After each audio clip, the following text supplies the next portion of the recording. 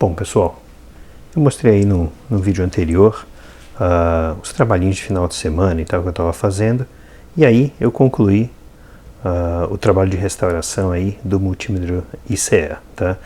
Em termos de restauração, na realidade não havia nada cosmético, né? Era basicamente do ponto de vista elétrico, né? Então várias coisas foram feitas, tá? Não só o ajuste efetivo da escala de tensões em corrente contínua e corrente alternada, que era um trim-pot específico, né, que eu tive que mudar, né, que é ajustar, né, e ele, naturalmente, o trim-pot não está velho, mas enfim, eu só ajustei, isso eu comentei no vídeo anterior, tá, mas também havia alguns outros probleminhas, do ponto de vista da construção em si.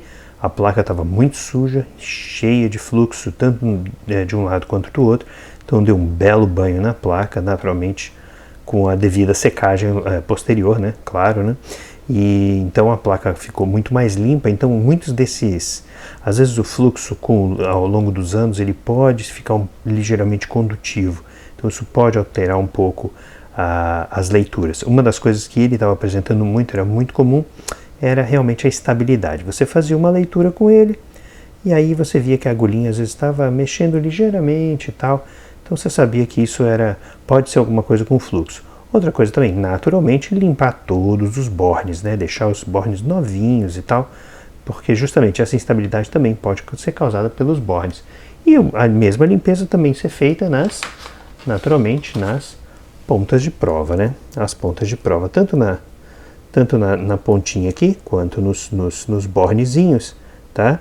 Fazer a limpeza global aqui é sempre muito bem-vinda, tá? Então, para isso, na realidade, o que eu resolvi fazer foi, acompanhando o circuito com o manual. O manual é excepcional, tá? E o circuito, na realidade, o manual é pequenininho, então eu escaneei e fiz os diagramas elétricos no tamanho de uma folha de papel comum. Então fica muito mais fácil de ver do que um manualzinho pequenininho como esse daqui, né? Então já viu, né? O manual é pequenininho, tem todos os diagramas e tal, mas é muito pequeno. Enfim, isso aqui é coisa da vida moderna que ajudam a gente, né? Um outro detalhe que eu fiz também só para restauro é as pontinhas de prova, né? Os fios, removi os fios azul e amarelo, que depois de 30 anos de uso já estavam bem de se aposentar, estavam duros e tal, estavam rígidos. Eu achei fios de silicone, tá? E apesar de serem um pouco mais finos do que os fios que estavam aqui, é mais ou menos o diâmetro que eu me lembrava dos fios originais do multímetro. Então eu fiz a soldagem toda, aqui o trabalho foi mais mecânico aqui, tá? Só para ter certeza de que a coisa estava realmente bem encaixada, bem montada, tudo direitinho, tá? Então isso aqui, a pontinha de prova agora está com fios muito bons, tá? Obviamente nas cores vermelho e preto. E essa pontinha aqui, os bornezinhos aqui, que tinham uma arruela e tal, então eram bem perigosos. Eu mesmo já tinha tomado choque no passado, né? Muitos anos com isso.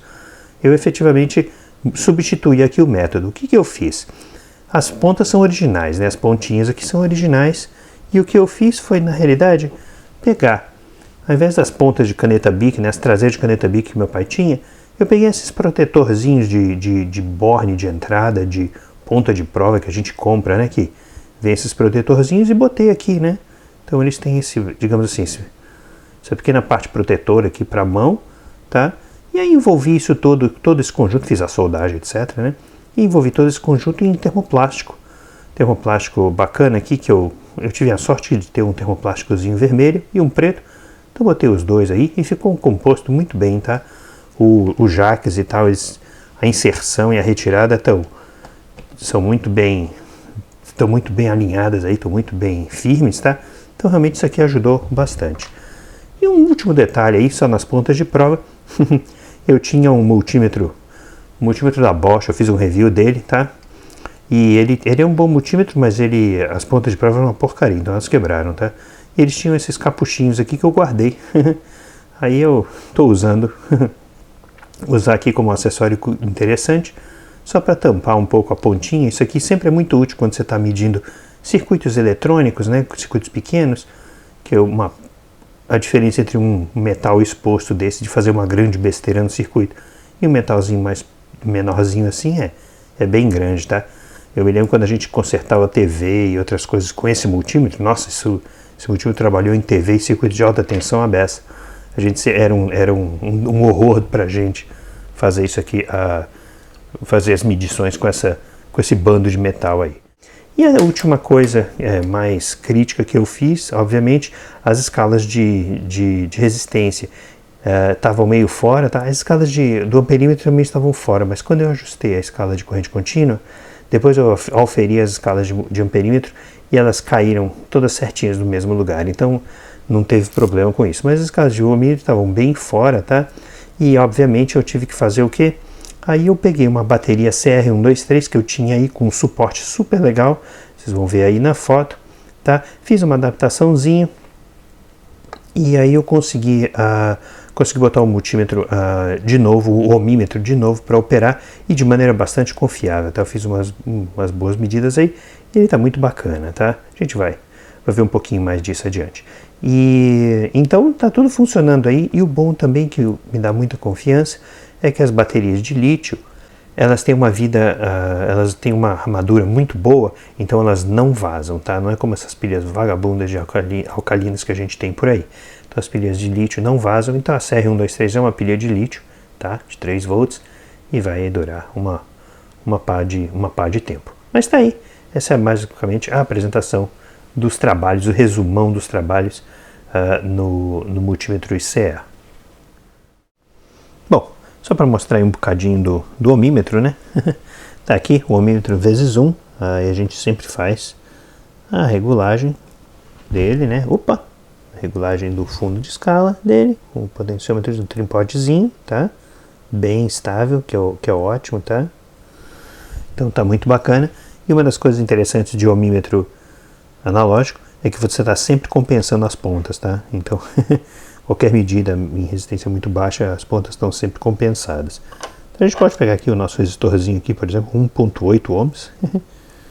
1.8 ohms aqui. Aí você vê, né? Vai lá para trás, tá vendo? A escala vai lá no fundo, um pouquinho mais de 2 ohms. Tá bem bacana, tá?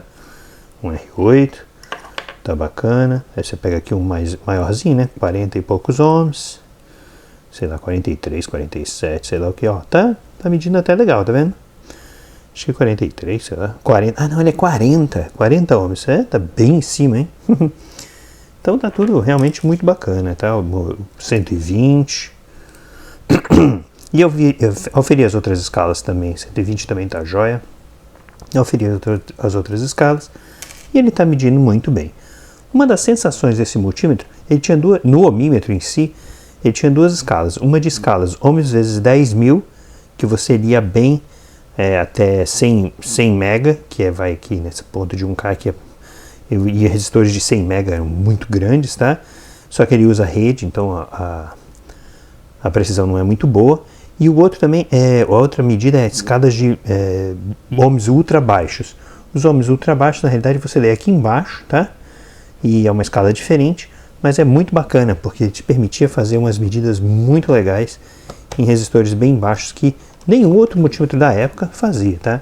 Você simplesmente muda os bornes aqui e ele vinha com um acessóriozinho aqui, uma peguinha que você encaixa nos bornes de ohms e ohms vezes 1, e aí ele inverte, ele atua como um ohmímetro invertido.